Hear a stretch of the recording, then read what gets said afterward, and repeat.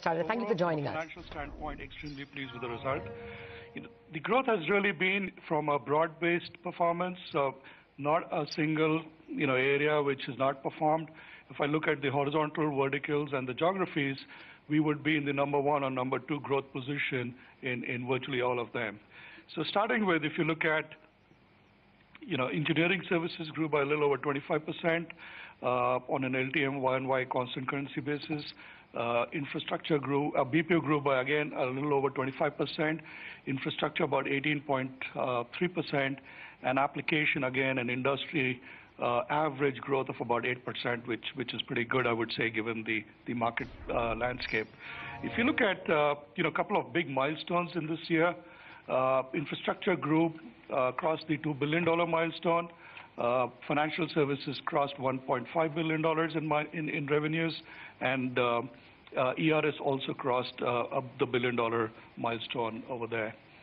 From a positioning standpoint, we continue to be leaders in multiple segments. I think the most important and pleasing addition has been the report just published by IDC around the leading players in digitalization, and HCL is clearly in the leadership, in the major players leadership quadrant over there, the only IOP in that space. Pretty much points to what we've been saying, that digitalization is an integral part of each of our service lines and not really a standalone item which looks over there. If you look at our pipeline is strong, continues to be strong. We booked over $5 billion during the full fiscal. Again, good performance across geographies, across service lines, and across verticals, so no specific call out over there. I think one interesting trend which we've noticed is, if you will see the revenue growth in this quarter, in the previous quarter, from new clients, that is about 7.1%, which is much higher than what it has been in the previous quarter or the same period, which was about 3. So something pointing towards a larger penetration of small scale engagements in large clients for digitalization, which are kind of pointing to the pilots which are already there, and then when they translate into larger programs, we should see an uptick of that into our revenues. CSAT continues to be very strong. We continue to be leading it, being an industry leader in customer satisfaction. Our retention rates of client are north of 95%, so extremely happy with that point. That is, we have a balanced growth with high customer satisfaction, which is an important measure for all of us. From a people standpoint, our on-site headcount grew larger, which is reflecting to the point that, A, we're doing more end-to-end ITO deals and engineering services deals, and at the same time, the co-innovation and proximity required for some of the digitalization services in the marketplace, which is pointing us to hire more specialists on site. We hired about 14,000 people during the year. A good 3,000 people, around 3,000 people were hired from our clients and engagements last year, which is virtually 4 times of the number which we did in the previous year, which is about 725. So again, very strong track record of transitioning large engagements, ensuring that we have zero defect in execution, and also pointing to the fact that the onboarding of people from environments from our customers and others is again a high number.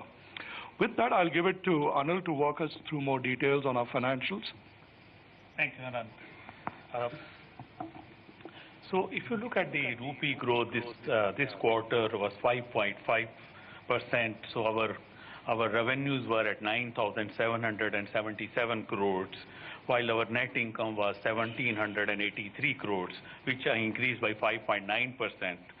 So our net margin has been, the growth has been ahead. If you look at the full year, in rupee terms, we did 37,061 crores. In revenue terms, which was 12.6% growth year on year, and we did net income of 7,254 crores, which was like 13.9% growth year on year. So our earnings per share is at 51 rupees, which is 14% higher than they were last year. So a very satisfying and very good performance. If I sort of walk you through some of the components, in terms of foreign exchange, there was a gain this quarter. So we did 36 crore of, recorded 36 crore of gain this quarter.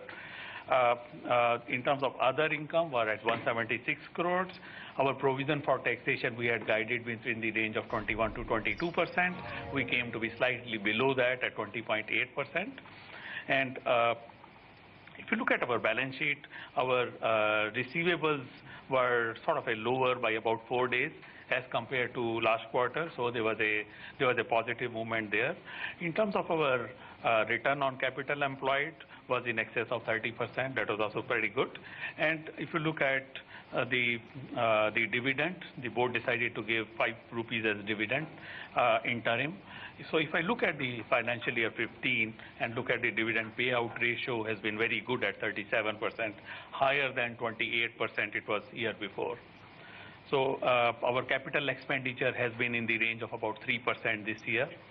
And so overall it has been a very good year. I'll now hand over to Vijay. Thank you, Anil. Good morning, everyone. Let me take you through the key highlights for infrastructure services for the last quarter and the last fiscal. In Q4, our revenues grew 5.2% quarter on quarter, and in FY15, our revenues grew 18.3% over the previous fiscal. In FY15, as Anant mentioned earlier, infrastructure services crossed the milestone of $2 billion. This is a very proud moment for us, having pioneered this space.